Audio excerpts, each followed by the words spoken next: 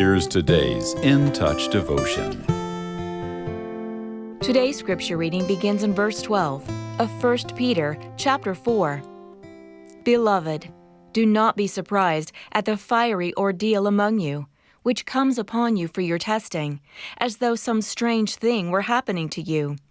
But to the degree that you share the sufferings of Christ, keep on rejoicing, so that also at the revelation of His glory you may rejoice with exultation. If you are reviled for the name of Christ, you are blessed, because the Spirit of glory and of God rests on you. Make sure that none of you suffers as a murderer, or thief, or evildoer, or a troublesome meddler. But if anyone suffers as a Christian, he is not to be ashamed, but is to glorify God in this name. For it is time for judgment to begin with the household of God. And if it begins with us first, what will be the outcome for those who do not obey the gospel of God?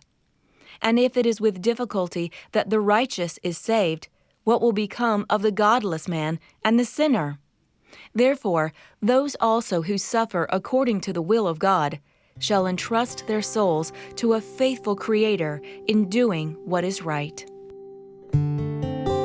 Why is this happening to me? We've probably all asked that question at some point in our life. Perhaps our world was turned upside down by a medical diagnosis, a seemingly insurmountable financial crisis, a relationship that fell apart after starting out well, or a loss of some other kind. It's natural to want to know why a storm has occurred, but how those of us who are believers choose to handle it is also important. Will our trust in the Lord increase as we watch Him use our suffering to make us more Christ-like? Or will we become bitter and resentful toward Him? In other words, will we rage against God or humbly submit? Sometimes we bring trouble on ourselves with willful disobedience. Other times, storms come through no fault of our own.